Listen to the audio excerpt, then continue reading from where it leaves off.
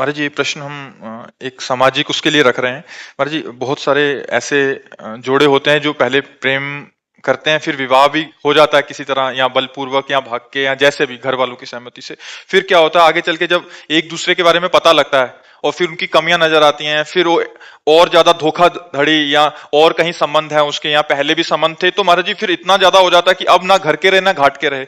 माता पिता की इज्जत भी दांव में लग जाती है अगर छोड़ते हैं, अगर पकड़ते हैं तब भी लगी हुई थी। तो महाराज जी ऐसे में बहुत सारे ऐसे दंपति हैं जो एक एक पक्ष वो दूसरे को समझा रहे हैं, बाद में जाके तो फिर वो मानसिक तनाव से बहुत गुजरना पड़ता है, फिर डिवोर्स केसेस और बहुत सारे लव मैरिज ऐसी हैं कि वैसे जो जो बाद में। हमारा शास्त्रीय विवाह है, बड़ा मंगलमय परिवार चला, कभी कोई एक दो की बात नहीं कह रहे।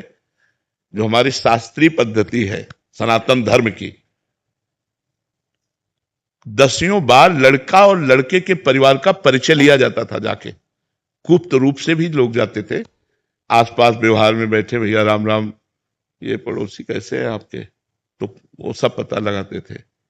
लड़की लड़के को तब देखती थी जब मंडप पे बैठा होता था, और लड़का लड़की को तब देखता था जब घर में पहुंच जाती थी। लेकिन आजीवन दोनों निर्वाह करते थे, खूब बढ़िया संतान, खूब परिवार। लव मैरिज करते हो, डिवोर्स की बात करते हो। लव मैरिज किसे कहते हैं? प्यार। अगर एक बार तुम्हें प्यार करके स्वीकार किया तो आजीवन तुम्हारा निर्वाह करे, फिर किसी और की तरफ ना देखे। नहीं, गांव में डिवोर्स, अरे शाम तक पति पत्नी में अगर दिन सुबह लड़ाई हुई तो शाम तक फिर खा पी के बिल्कुल डिवोर्स शब्द कहा है सर।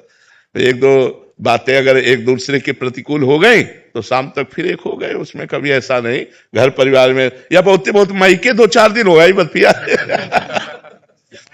मायके की धौंस देती है, चली जाऊंगी मैं, जाती नहीं है शाम को फिर। नहीं, बड़ा प्यार में जीवन हमने तो देखा है। गृहस्थी में हम किसान के घर पैदा हुए तो गांव का हमने जो माहौल देखा है, बड़ा प्यार भरा जीवन था यार, बड़ा प्यार भरा जीवन। आज प्यार का खुला छूट है तो उसी की दुर्दशा हो रही है। अगर हम कह रहे हैं मान लो गड़बड़ी भूल चूक हो गई बच्चापन में, तो फिर ब्याह के बाद गड़बड़ी नहीं होना चाहिए। अब क्या होता है, बच्चे बच्चियां खुली छूट, मनमानी आचरण, जैसा मना वैसा। तो ब्याह में बंधन में बंधने के बाद भी खुली छूट, वो उधर वो उधर उधर, तो सब गृहस्थी। थोड़ी सी प्रतिकूलता मिलने पे फिर उसी की याद आएगी, फिर वहीं जाएंगे। हाँ, वो सब बड़ी मर्जी प्रश्न आते रहते हैं बहुत सारे। हाँ, अब ये ऐसी समस्या है कि बिना धर्म का आश्रय लिए इस समस्या का समाधान नहीं हो सकता। हमारे शास्त्र जो भरे पड़े हैं, देखो कितना प्यार भरा जी। अरे भाई, अपने पति की आराधना करके भगवान को 6-6 महीने के बालक बना दिया अनसुईया जी ने। जब परीक्षा लेने गए ब्रह्मा विष्णु महेश, तो 6-6 महीने का बालक बना दिया अनसुईया जी ने। जल लिया हाथ में, कहा मन वचन कर्म से अपने पति को भगवान मानती हूं, तो मेरे पातिव्रत धर्म से प्रभावित होकर तुम तीनों भगवान 6-6 महीना हो गए। वो हमारा भारत देश है जहां अपने पति के बल से भगवान को 6-6 महीने के बालक बना दिए। यहाँ बॉयफ्रेंड गर्लफ्रेंड लिविंग रिलेशन, ये भाई। लेकिन आप खुद देख लो कि आप लोगों के चरित्रों का परिणाम क्या हो रहा है, कि लव मैरिज करने के बाद, माता पिता परिवार का त्याग करने के बाद तुम्हारे पास जो लड़की आई है उसके साथ तुम कैसा व्यवहार कर रहे हो, या जो अपने परिवार से द्रोह करके लड़का तुम्हें जो समर्पित हुआ उसके साथ कैसा व्यवहार हो रहा है। दोनों का अगर प्रेम विवाह हुआ है तो हमें लगता है आजीवन क्यों नहीं होना चाहिए, क्योंकि पसंद से हुआ है। लेकिन वो प्रेम विवाह प्रेम के लिए नहीं हुआ था, वो काम के लिए हुआ था। जब काम की पूर्ति में बाधा पड़ी तो इधर उधर फिसलने लगते हैं, फिर पूरा परिवार नष्ट हो जाता है।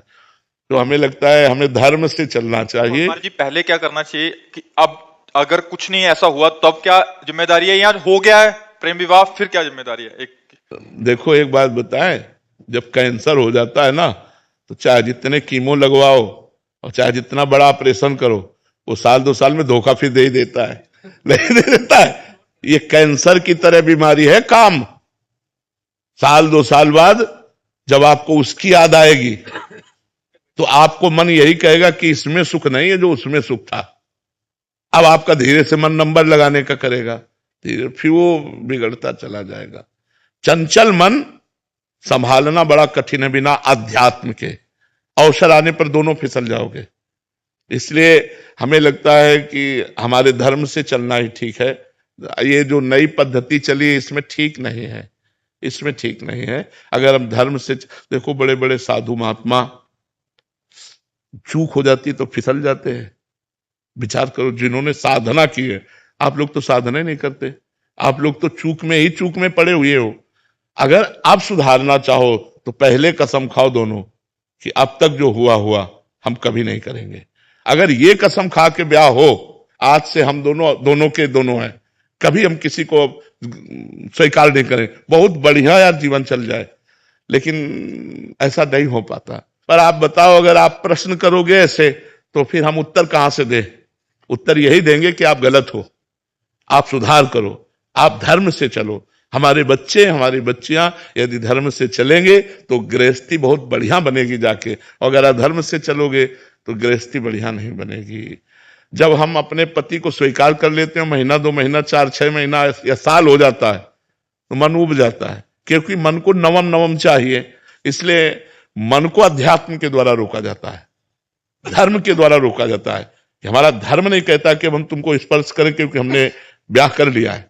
अब नहीं, कोई अगर ऐसे नियम से चले तो भले गृहस्थी बनी रहे, नहीं तो जो आचरण चल रहे हैं उनमें मन चंचल हो रहा है, इंद्रियां अपवित्र हो रही हैं।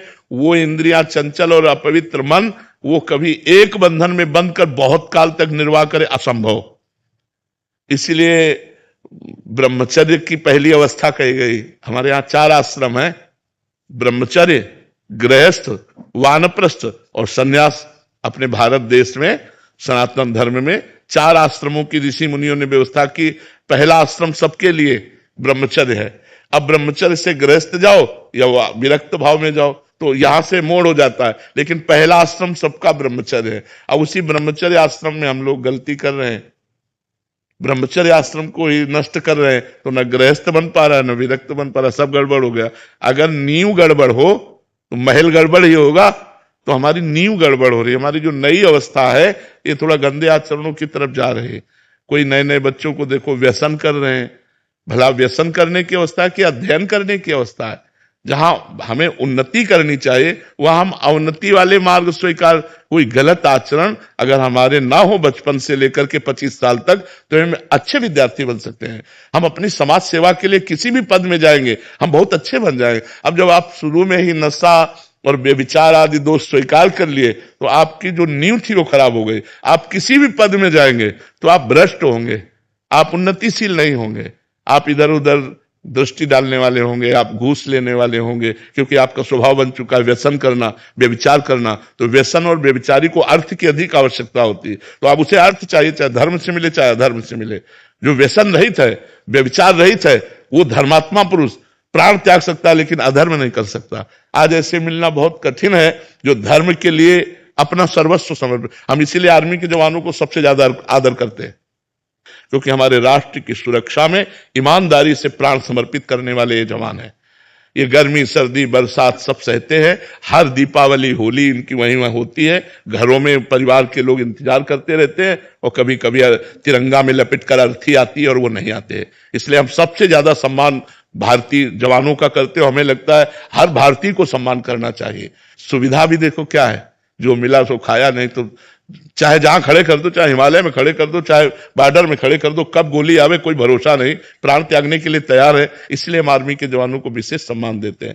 जो अपने धर्म में, अपने राष्ट्र में प्राणों को बलिदान करना चाहे, हम उसे नमस्कार करते हैं, उसे प्रणाम करते हैं। तो अगर हम ईमानदारी से, हम सब एक भारत के हिस्से हैं, हम जितने भारतीय हैं हम एक भारत का हिस्सा हैं। अगर हम गड़बड़ होते हैं, गलत आचरण करते हैं, तो हमारा भारत एक हिस्से में गड़बड़ हो रहा है, एक हिस्से में गलत हो रहा है। तो अब नवीन पीढ़ी तो हमारे भारत का भविष्य है। इन्हीं में एमएलए बनेंगे, इन्हीं में सांसद बनेंगे, इन्हीं में अधिकारी बनेंगे। अगर इनके आचरण ठीक नहीं है तो हमारा आगे का जो भविष्य है वो बहुत गड़बड़ है। इसलिए हमें नौजवानों को व्यसन रहित और व्यभिचार रहित करने की भावना हमारे अंदर है कि भगवान ऐसी कृपा करें कि हमारे नौजवान जितने हैं वो व्यसन और व्यभिचार से बच जाए, तो वो धर्मात्मा हो जाएंगे, वो गृहस्थी में रहते हुए महात्मा हो जाएंगे। अब यही सब बातें होती हैं जो ये बच्चा लिख के दिए, यही बातें होती हैं। फिर और क्या होता है, क्योंकि मन चंचल है। मन चंचल है तो कितने दिन एक में टिकेगा? फिर मन तो भागेगा दूसरों की तरफ, दूसरों की तरफ भागेगा तो संबंध विच्छेद हो जाएगा। देखो, हम चाहे, हम बात समझना हमारी बड़ी सूक्ष्मता की है कि हम चाहे 10 की तरफ देख लें, तुम एक की तरफ देखना भी नहीं पसंद करोगे, अपनी पत्नी किसी और की तरफ देख रहे, तो हमको सोचना चाहिए कि पत्नी के अंदर क्या विचार होंगे। जब हमारे अंदर ये विचार ही हम अंदर घुस के बात कर रहे हैं, उसको देख लो, थोड़ा अंदर प्रवेश करके उसके मन में भी है कि मैंने अपना प्राण और जीवन तुम्हें समर्पित किया है, तुम हमारे सिवा किसी को और इस दृष्टि से मत देखो। तब दोनों का संबंध चलता है। लेकिन आज बड़ा विक्षेद हो रहा है, बड़ा विक्षेप पड़ रहा है, इसीलिए बड़ी समस्या आज नहीं तो आगे देखना और आ जाएगी, और भारी समस्या है। ये जब बढ़ेगा पति पत्नी में विश्वास, तो गृहस्थी चौपट हो जाएगी, वो गृहस्थी सुखमय नहीं रहेगी। हम तो भावना करते हैं, आप मेहनत करके 8 घंटे कहीं से भी, और जब घर पहुंचते हैं और आपको दौड़ करके बाहर स्वागत करती है, घर लिवा करके पानी पिलाती है, बैठालती है, हंस देती है, तो आप 8 घंटे की मेहनत भूल जाते हैं। बच्चे छोटे छोटे पापा कह करके दौड़े तो आप खुश हो जाते हैं। अब वो तुमसे बात नहीं कर रही, वो और ही जगह दृष्टि लगाए तुम, और क्या नरक भरी जिंदगी है कि नहीं। थोड़ा सा विश्वास करो। अब अपना बच्चा है, हम उसे प्यार नहीं कर सकते, वो बंटवारा कर दिया, सरकारी बंटवारा, कि बच्चा उसके पास है, वो उसके, ये क्या है सर। यार जीना है तो प्यार से जीना सीखो, वो धर्म से होगा। लोग धर्म की तरफ नहीं देख रहे, और धर्म ही आपको प्यार देगा, धर्म ही आपकी सुरक्षा करेगा, धर्म ही आपको बलवान और धनवान बनाएगा। लेकिन लोग धर्म का त्याग कर रहे हैं, इसीलिए ये सब दुर्दशा हो रही है।